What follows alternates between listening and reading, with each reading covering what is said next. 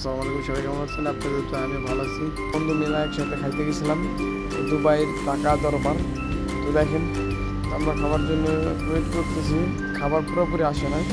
এর মধ্যে দেখেন ভাজি আর হচ্ছে সালাদ আসছে, আর ওরা আগে খাওয়া শুরু করছে, পুরোপুরি খাবারটা এখন আসে না। তো ভিডিও দেখেন, মজা লাগবে।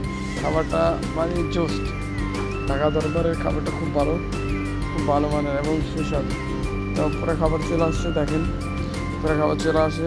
এখন দেখেন ওরা কী শুরু করছে, অর্ধেক আগে খেয়ে ফেলছে। এই দেখেন আমার বন্ধুরা কেমন।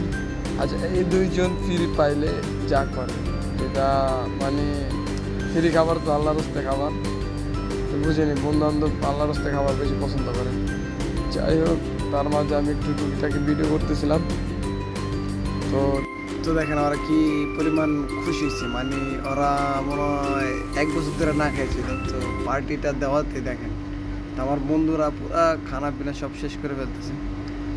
যাই হোক, এখন ওদের খুশি মানি তো আমার খুশি, বন্ধু বান্ধব মানুষ। আর এই যে দেখেন বেচারা খায়া কি সুন্দর হাসিটা পারতেছে, খুব ভালো লাগতেছে।